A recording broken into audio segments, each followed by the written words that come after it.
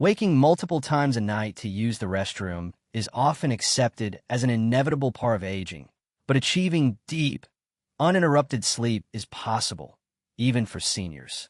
The common enemy is not the water itself, but a misunderstanding of the body's intricate hormonal rhythms. Many restrict evening fluids out of fear, leading to low-level dehydration, which degrades sleep quality and cellular repair. This approach fails because it ignores the actual mechanisms governing overnight fluid retention. Following the perspectives of Joe Dispenza, the path forward involves understanding how conscious attention and internal coherence can regulate the autonomic systems responsible for this balance. It is possible to strategically hydrate before bed by mastering the body's internal clock. The nocturia paradox.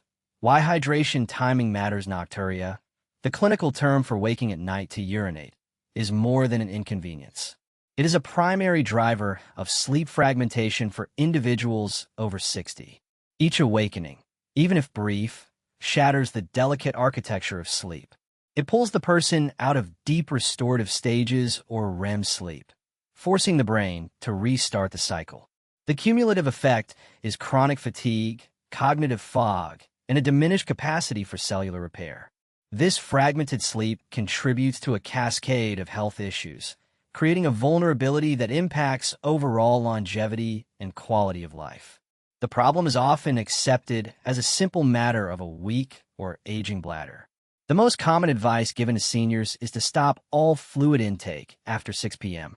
This strategy, while logical on the surface, is a blunt instrument that often causes more harm than good. It treats the body like a simple tank that overflows rather than a complex, dynamic system. The result is often low-level, chronic dehydration during the crucial nighttime restorative period. The body still requires water overnight for metabolic processes, cellular hydration, and toxin clearance. Denying it this resource can lead to thicker blood, increased stress on the heart, and poorer waste removal from the brain. This creates the central paradox. The body requires hydration to heal at night, yet that very hydration is what interrupts the healing sleep. The solution, therefore, cannot be simple abstinence. The challenge is not to avoid water, but to ensure the water consumed is retained by the tissues rather than being immediately flushed by the kidneys. This distinction is the key to solving the problem of nocturia without compromising overall hydration. The body must be signaled to hold onto its water rather than dumping it into the bladder. The timing and composition of evening fluids are critical. When a person drinks a large volume of plain water, especially close to bedtime, they rapidly dilute the bloodstream. The body's sensors, known as osmoreceptors, detect this dilution. They interpret it as a state of fluid overload. In response, the kidneys are signaled to rapidly excrete the excess water to bring the blood concentration back to normal. This protective mechanism is efficient, but it is precisely what leads to a full bladder 2 or 3 hours after falling asleep.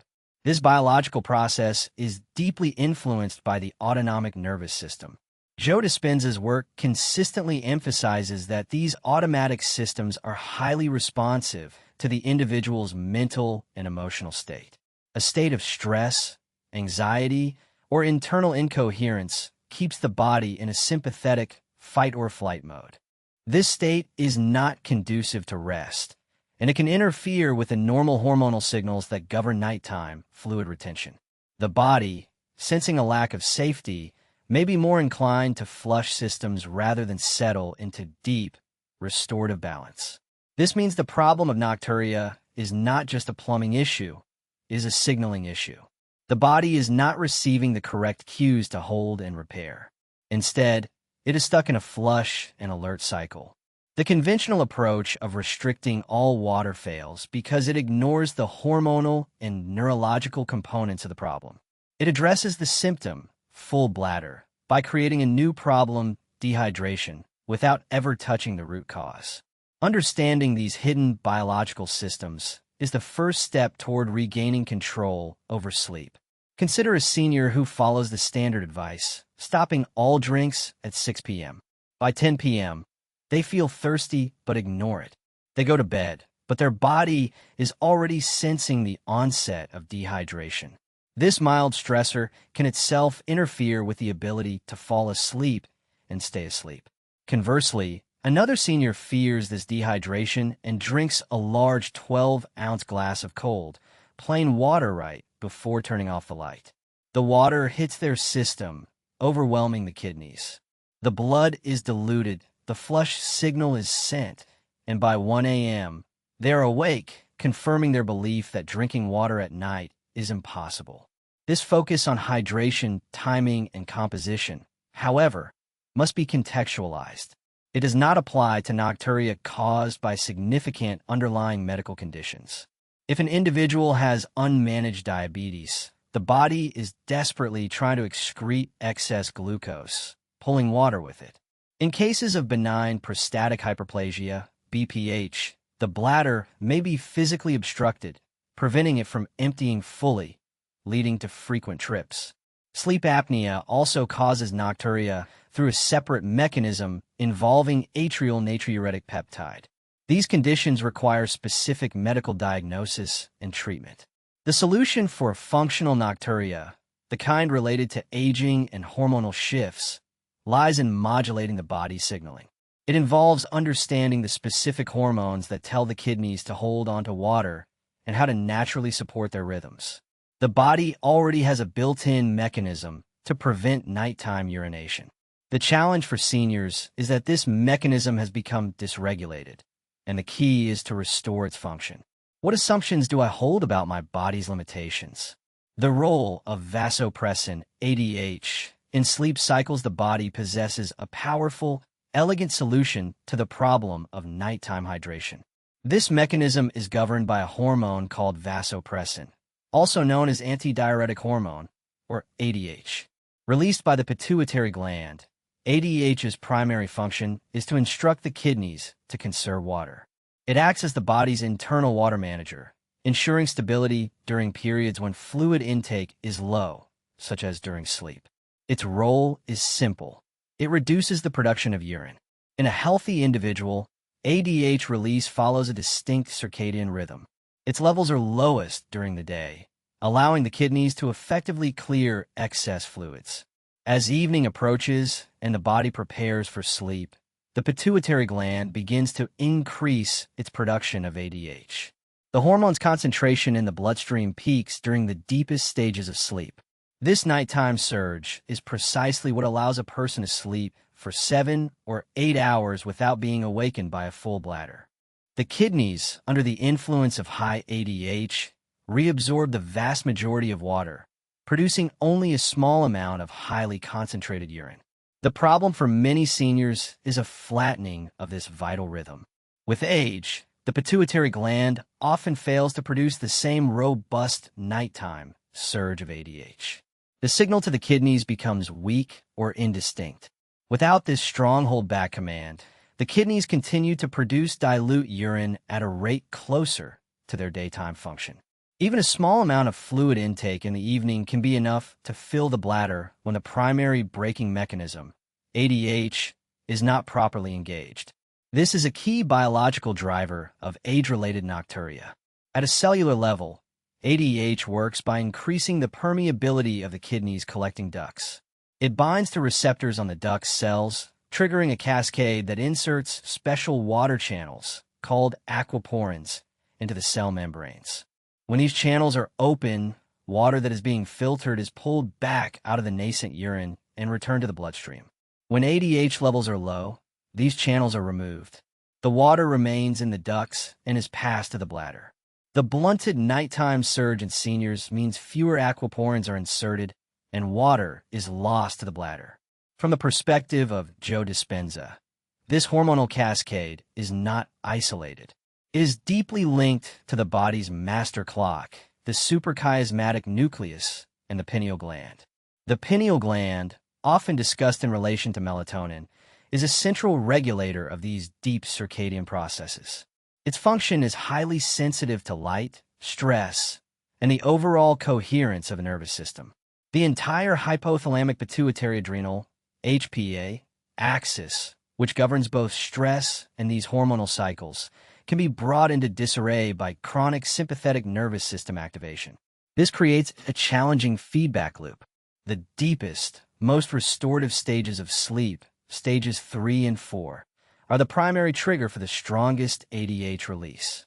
However, if an individual's ADH rhythm is already flat, they are awakened by a full bladder before they can enter or sustain this deep sleep. They are therefore prevented from accessing the very sleep stage that would naturally fix the problem. They're trapped in a cycle of shallow, fragmented sleep that perpetuates the weak ADH signal. Imagine an individual who spends their evenings in a brightly lit room, scrolling on a phone or watching television.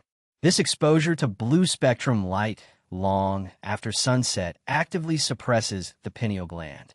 It delays the release of melatonin, signaling to the brain that it is not yet time to sleep. This disruption also interferes with the associated rise in ADH. The person may go to bed, but their brain's hormonal profile is still set to daytime. The kidneys do not receive the cue to conserve water, and any fluid in their system is quickly processed. It is important to differentiate this functional blunting of the ADH rhythm from a condition called diabetes insipidus. In that disease, the body either fails to produce ADH entirely or the kidneys fail to respond to it.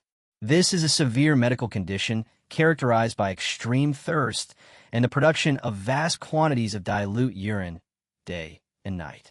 Functional nocturia in seniors is a matter of amplitude and rhythm, not a complete failure of the system. Restoring this system requires a multi-pronged approach. It is not as simple as taking an ADH supplement.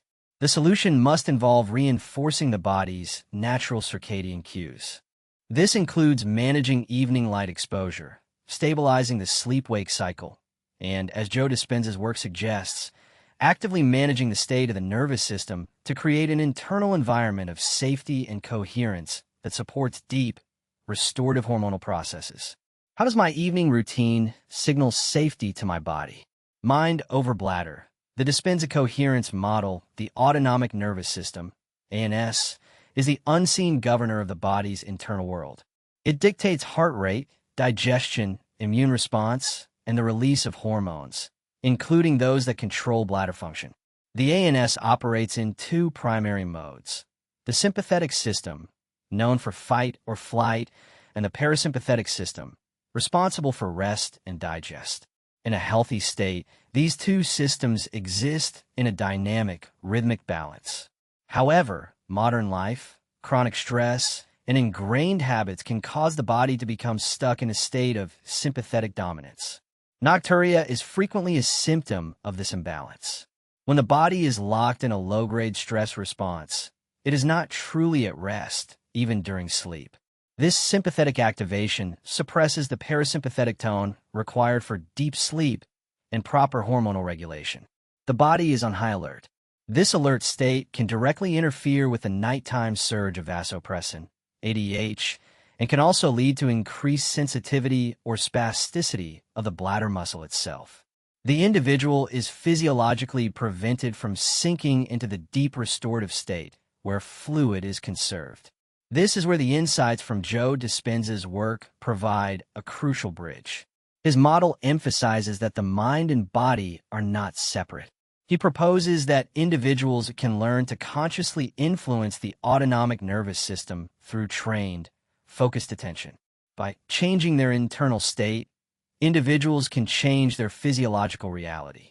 The key is to move the body from a state of incoherence, characterized by stress and chaotic signals, to a state of coherence, characterized by order, balance, and parasympathetic tone. This forms the midpoint payoff. The solution to nocturia, from this perspective, is not found in the bladder, but in the brain and heart. By practicing specific types of meditation, breath work, and the conscious cultivation of elevated emotions like gratitude or joy, an individual can directly train their ANS. They can learn to command the shift from sympathetic to parasympathetic dominance. When the heart and brain achieve coherence, the body receives a powerful signal of safety. This signal of safety is what permits the pituitary and pineal glands to execute their nighttime programs flawlessly, including the robust release of ADH. The mechanism for this change can be measured. Heart rate variability, HRV, the measure of the variation in time between heartbeats, is a direct indicator of ANS balance. A chaotic, low HRV is a sign of sympathetic stress. A rhythmic, high HRV indicates parasympathetic dominance and adaptability. The coherence-building techniques taught by Joe Dispenza are specifically designed to improve HRV. This improvement is not just a mental exercise. It is a physiological shift that cascades through the entire hormonal system. Better coherence leads to better regulation of the HPA axis, which in turn leads to a more stable and robust circadian release of ADH. Consider an individual who, for 30 minutes before bed, engages in a coherence-building meditation. They move their awareness from the external world to their internal state. They focus on slowing their breathing and opening their heart. They're not just relaxing, they're actively programming their nervous system. This coherent state acts as the master signal, telling every system in the body that it is safe to power down, repair, and restore. The bladder receives the signal to be calm. The kidneys receive the signal to conserve water. This approach has its limitations. It requires consistency and a willingness to engage with the practice. A person attempting it once in a state of frustration is unlikely to see results. The benefit comes from retraining the nervous system over time, building a new baseline of coherence. Furthermore, this cannot override severe physical stressors. If an individual has untreated sleep apnea, their body is experiencing a genuine life or death threat, oxygen deprivation, multiple times a night. This physical panic will always trigger a sympathetic response that no amount of meditation can overcome until the underlying apnea is addressed. The true power of this model lies in its restoration of agency. It reframes the individual from a passive victim of an aging bladder to an active director of their own autonomic nervous system. The mind becomes the tool used to regulate the body's most basic functions. The feelings of safety and gratitude cultivated during the practice are not just pleasant. They're potent biological signals that directly support the physiology of uninterrupted sleep. It is a profound realization that systems once thought to be automatic are, in fact, programmable through focused intention. When did I last feel truly coherent and safe? The critical window, sodium, aldosterone, and pre-sleep balance, while the vasopressin, ADH, system tells the kidneys to reabsorb water. A separate but related system determines how well that water is held in the bloodstream. This second system is governed by electrolytes, primarily sodium and the hormone aldosterone. Understanding this balance is the final piece of the physiological puzzle, providing a practical strategy for how to drink water before bed without triggering urination. Water, by itself, is not easily held by the body. It requires a mineral anchor. Aldosterone is a hormone produced by the adrenal glands. Its main job is to tell the kidneys to reabsorb sodium. Because water follows sodium through the process of osmosis, this action also causes the body to retain water, which increases blood volume and pressure. This system, the renin-angiotensin-aldosterone system, or RAS, is a primary regulator of the body's long-term fluid and salt balance. If sodium levels are low, the body has no osmotic anchor to hold onto water, even if ADH is present. This creates a common problem. Many seniors, often concerned about hypertension, adhere to very low sodium diets. While this is medically necessary for some, an overly restrictive approach can backfire in the context of nocturia. If the body is low on sodium, it has a reduced capacity to hold water in the vascular space. Any plain water consumed will be hypotonic, meaning it is more dilute than the blood. The body will quickly excrete this water via the kidneys to prevent blood sodium levels from dropping too low. This mechanism highlights the critical window, the 60 to 90 minutes before sleep. Drinking a large glass of plain, unmineralized water during this time is the fastest way to trigger nocturia. It causes rapid dilution of the blood, signaling the kidneys to immediately flush the excess. The water passes through the individual without ever properly hydrating their tissues. The body's priority is to protect its precise sodium concentration, and it will sacrifice water to do so. The practical solution is to make any pre-sleep fluid isotonic, or at least less hypotonic. This involves drinking a small amount of water that contains a tiny amount of high-quality, unrefined salt, which contains sodium as well as trace minerals. This small mineral load provides the osmotic anchor. The water is now structured in a way the body can easily absorb and hold. The kidneys do not register a sudden dilution, and the flush signal is not triggered. The water is successfully retained to hydrate the tissues during the night. This concept aligns perfectly with the coherence model described by Joe Dispenza. His work is about creating systemic balance, and this balance is both electrical, the nervous system, and chemical, the internal milieu. Providing the body with the precise chemical components it needs to manage fluids is an act of chemical coherence. It supports the physiological goals established by the mental and emotional coherence work. The body is not just given water, it is given the balanced solution it needs. Let us envision an applied scenario. A senior, about 1 hour before their intended bedtime, takes a small glass, approximately 4 to 6 ounces, of warm water. Into this water, they stir a tiny pinch of sea salt or Himalayan salt, just enough that it is not strongly perceptible. They sip this solution slowly over 10 minutes, perhaps while reading or meditating. This slow intake of mineralized water is absorbed gradually. The sodium content stabilizes blood volume, signaling to the aldosterone system that all is well. The ADH system, supported by the evening's calm and darkness, is also engaged. The water is held, and the bladder remains quiet. This strategy, however, comes with a critical counterexample. It is absolutely not intended for individuals who are on medically prescribed, strict sodium-restricted diets for conditions like congestive heart failure, severe kidney disease, or uncontrolled hypertension. In these cases, fluid and sodium balance is a delicate medical issue, and any changes must be supervised by a physician. This technique is for functional nocturia in otherwise healthy individuals, not for overriding medical management of volume overload. This approach synthesizes the two major hormonal systems. The coherence and circadian rhythm management, topic 3, ensures the ADH signal is strong, telling the kidneys to reabsorb water. The mineral balance strategy, topic 4, ensures the aldosterone system is stable, providing the sodium needed to hold that reabsorbed water. Together, they create an internal environment that is both hydrated and stable, allowing for long, uninterrupted stretches of sleep.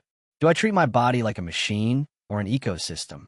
Integrating the protocol for uninterrupted rest, achieving deep, uninterrupted sleep in the senior years is not the result of a single pill or a simple trick. It is the outcome of an integrated protocol that realigns the body's core systems. It requires the synchronization of the mind, the hormonal clock, and the body's internal chemistry. The common enemy, the belief that nocturia is an unavoidable consequence of aging, is overcome by a new understanding of these programmable systems. The promise of strategic hydration becomes a reality when all the pieces are assembled. The foundation of this protocol begins long before bedtime. It starts with managing the autonomic nervous system, as emphasized in the work of Joe Dispenza. By dedicating time each day, especially in the evening, to coherence-building practices like meditation and focused breath work, the individual trains their body to shift out of sympathetic stress. This practice cultivates a baseline of parasympathetic rest and repair tone.